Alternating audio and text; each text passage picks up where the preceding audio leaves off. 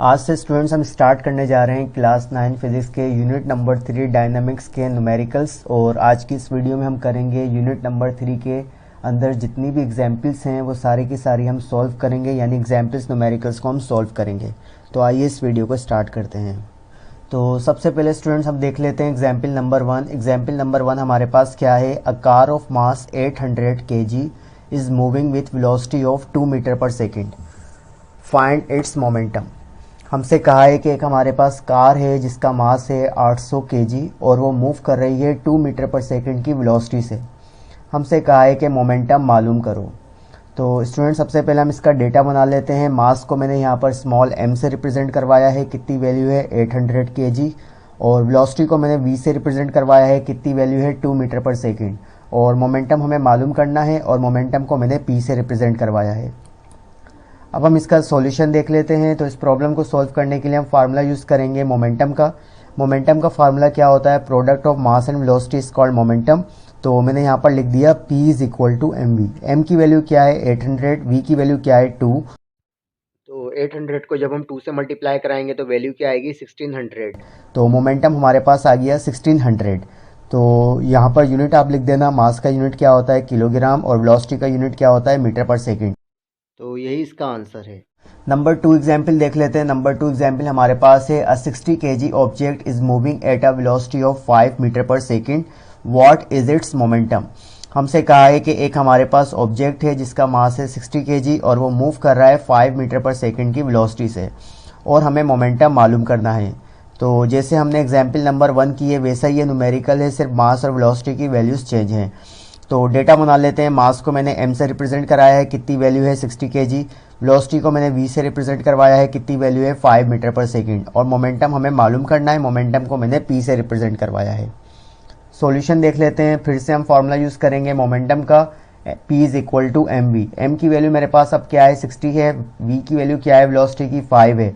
60 को 5 से मल्टीप्लाई कराएंगे तो मोमेंटम आ जाएगा 300 और मोमेंटम का यूनिट क्या होता है किलोग्राम मीटर पर सेकेंड। तो यही इसका सॉल्यूशन है। नंबर 3 देख लेते हैं एग्जाम्पल, फाइंड द फोर्स। अब हमसे कहा है कि फोर्स मालूम करो date can stop a body, जो कि रोक सके किसी ऑब्जेक्ट को, किसी बॉडी को, टू रेस्ट इन 4 सेकेंड, यानी 4 सेकेंड लगेंगे उस बॉडी को रोकने के लिए, रेस्ट की हालत में लाने के लिए मोशन से, from its initial velocity of 16 metre per second. अगर उस ऑब्जेक्ट की इनिशियल वेलोसिटी हमें बताई है 16 मीटर पर सेकेंड और मास बताया है बॉडी का कितना 3 kg। हमें फोर्स मालूम करनी है कि एक हमारे पास कोई ऑब्जेक्ट है, उसको रोकने के लिए कितनी फोर्स हमें लगानी पड़ेगी अगर वो ऑब्जेक्ट मूव कर रहा है 16 मीटर पर सेकेंड की वेलोसिटी से और उस ऑब्जेक्ट का मास है 3 kg, और कितना टाइम लगा उसको रोकने के लिए 4 सेकेंड। अब स्टूडेंट जब हम ऑब्जेक्ट को रोकेंगे तो क्योंकि ये हमारे पास इनिशियल वेलोसिटी गिवन है 16 मीटर पर सेकेंड, जब ऑब्जेक्ट रेस्ट की हालत में आएगा तो फाइनल वेलोसिटी क्या हो जाएगी 0 हो जाएगी। तो डेटा बना लेते हैं। टाइम को मैंने t से रिप्रेजेंट करवाया है, कितनी वैल्यू है 4 सेकेंड। और इनिशियल वेलोसिटी को मैंने vi से रिप्रेजेंट करवाया है, कितनी वैल्यू है 16 मीटर पर सेकेंड।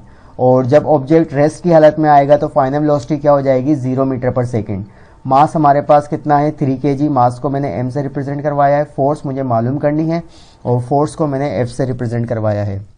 अब हम इसका सॉल्यूशन देख लेते हैं। इस प्रॉब्लम को सॉल्व करने के लिए हम फार्मूला यूज़ करेंगे F is equal to M A. सही है। अब हमारे पास m की वैल्यू तो है, एसिलरेशन की वैल्यू नहीं है, लेकिन हमें पता है कि एसिलरेशन का फार्मूला होता है Vf minus V I divide by T. तो जहाँ जहाँ पर इस फार्मूले में a आया है उसकी जगह मैंने क्या पुट कर दिया Vf minus V I divide by T. तो फोर्स का फार्मूला क्या हो जाएगा, m को मैंने एज इट इज रखा और a की जगह मैंने पुट कर दिया क्या Vf minus V I divide by T. तो ये हमारे पास बन गया फोर्स का फार्मूला। अब हम क्या करते हैं वैल्यूज पुट कर देते हैं। मास की वैल्यू कितनी है 3, तो m की जगह मैंने वैल्यू पुट कर दी 3।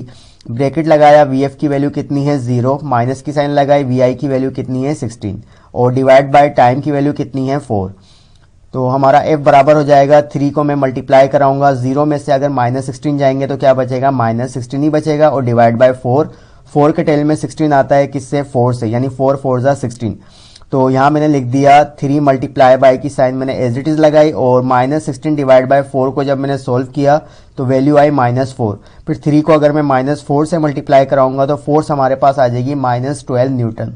तो यही इसका आंसर है। अब स्टूडेंट्स हम देख लेते हैं example number 4। A gun of mass 8 kg एक गन है हमारे पास और उसका मास बताया है कितना 8 kg, यानी एक जो गन है उसका मास है 8 kg, Fyers a bullet of mass 40 ग्राम, और उस गन से जो बुलेट निकली है उसका मास कितना है 40 ग्राम, यानी जो गोली निकली है उसका मास बताया है कितना 40 ग्राम जो कि गन से निकली है, with a velocity of 100 metre per second, और उस बुलेट की वेलोसिटी हमें बताइए कितनी 100 मीटर पर सेकेंड। अब हमसे कहा है calculate the recoil velocity of gun, कि हमें रिकॉइल वेलोसिटी मालूम करनी है गन की। तो स्टूडेंट्स आपको पता होगा जब बुलेट निकलती है गन से तो एक बैकवर्ड जर्क लगता है गन को, यानी गन आपकी पीछे की तरफ मूव करती है और बुलेट आगे की तरफ जाती है। तो किस वेलोसिटी से जो आपकी जो गन है वो बैकवर्ड डायरेक्शन में मूव हुई है उसको हम कहते हैं रिकॉइल वेलोसिटी ऑफ गन, जो कि हमें मालूम करनी है। तो डेटा बना लेते हैं स्टूडेंट। सबसे पहले मैंने मास ऑफ गन को रिप्रेजेंट करवाया है m1 से, और m1 की वैल्यू कितनी है, मास ऑफ गन कितना है 8 kg, और मास ऑफ बुलेट को मैंने रिप्रेजेंट करवाया है m2 से, क्योंकि मास ऑफ बुलेट मेरा है ग्राम में, यानी 40 ग्राम है बुलेट का मास। तो ग्राम को किलोग्राम में लाने के लिए हम क्या करेंगे, 40 को डिवाइड कर देंगे 1000 से, तो हमारे पास मास ऑफ बुलेट आ जाएगा किलोग्राम में कितना 0.04 kg। सही है। अब स्टूडेंट्स यहाँ पर आपको एक बात का ख्याल रखना है, मैंने यहाँ पर जो बुलेट की वेलोसिटी है उसको मैंने रिप्रेजेंट करवाया है v2 से, और कितनी वैल्यू है बुलेट की वेलोसिटी कितनी थी 100 मीटर पर सेकेंड। यहाँ पर मैंने v1 क्यों नहीं लिखा, क्योंकि अगर आप देखो सेंटेंस पर गौर करो कि बुलेट था और उसका मास था 40 ग्राम और उसकी वेलोसिटी कितनी थी 100 मीटर पर सेकेंड, क्योंकि बुलेट के मास को मैंने m2 से रिप्रेजेंट करवाया है, लिहाजा बुलेट की वेलोसिटी को मैं v2 से रिप्रेजेंट कराऊंगा। और रिकॉइल वेलोसिटी ऑफ गन को मुझे मालूम करनी है, क्योंकि मैंने मास ऑफ गन को m1 से रिप्रेजेंट कराया है, इसका मतलब v1 यानी रिकॉइल वेलोसिटी ऑफ गन जिसको मैंने v1 से रिप्रेजेंट कराया है ये मुझे मालूम करनी है। अब हम इसका सॉल्यूशन देख लेते हैं। इस प्रॉब्लम को सॉल्व करने के लिए हम यूज करेंगे law of conservation of momentum का फार्मूला। क्या होता है, m1u1 plus m2u2 is equal to m1v1 plus m2v2। तो स्टूडेंट्स हमारे पास m1, m2, v1 और v2 की वैल्यू तो है, लेकिन अगर मैं आपसे पूछूं u1 और u2 ये क्या है, ये बेसिकली हमारी इनिशियल वेलोसिटी है।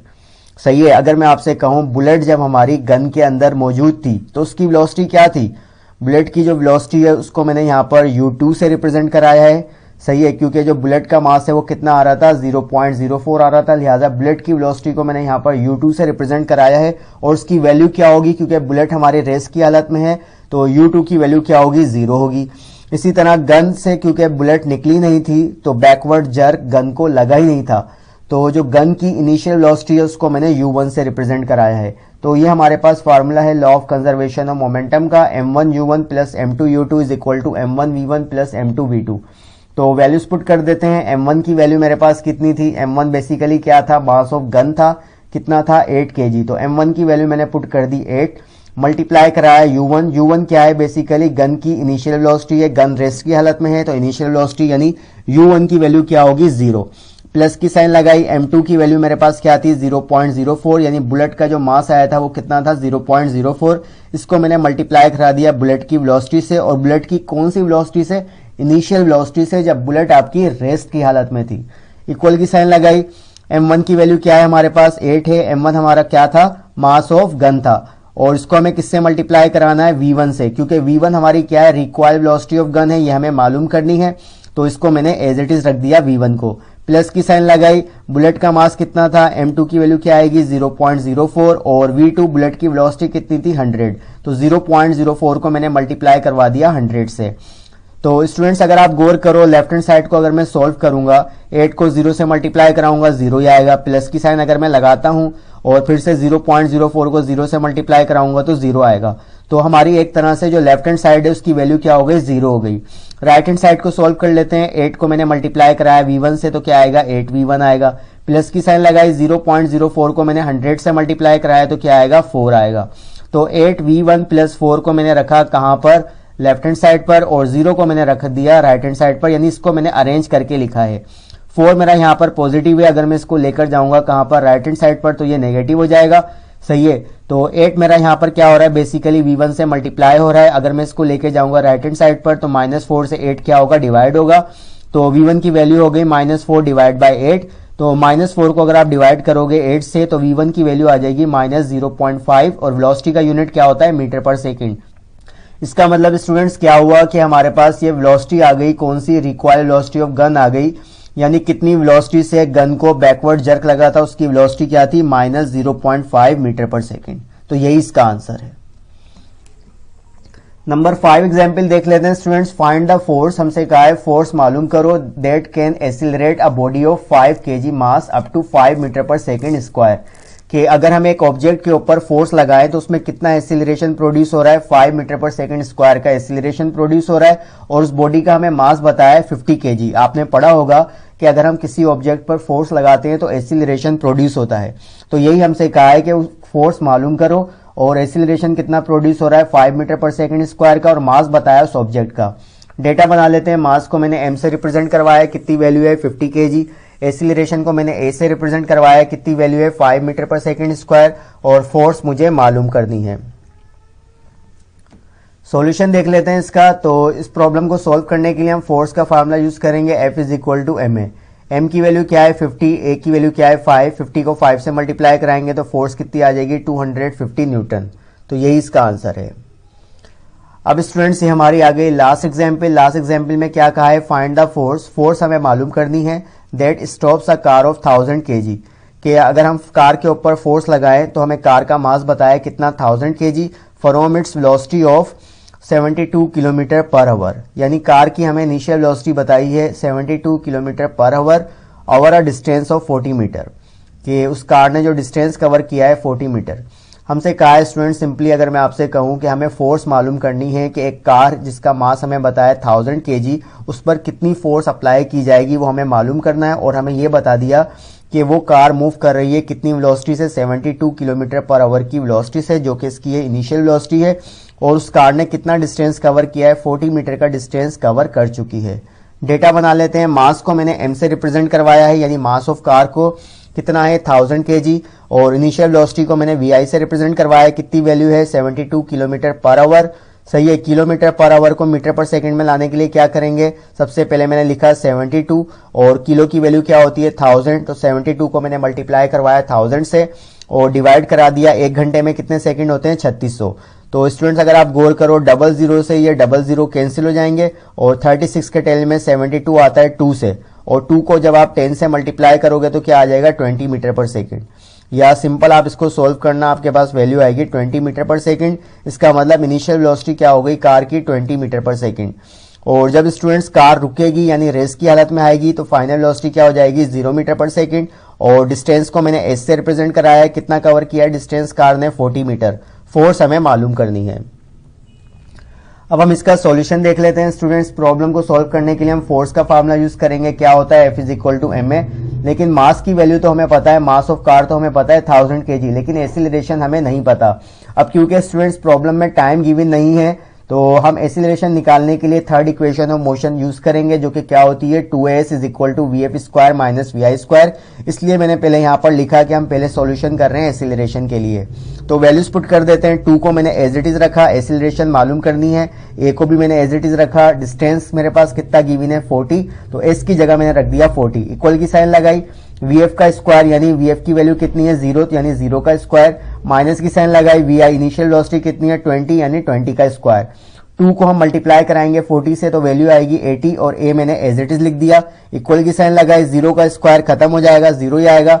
माइनस की साइन मैंने एज इट इज लगा दी, 20 का स्क्वायर क्या होगा 400।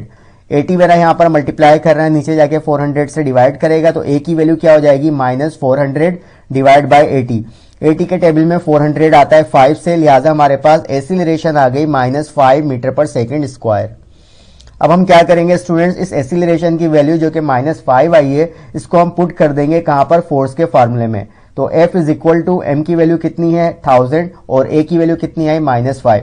1000 को -5 से मल्टीप्लाई करेंगे तो क्या आएगा आंसर -5000। तो फोर्स हमारे पास आ गई -5000 न्यूटन।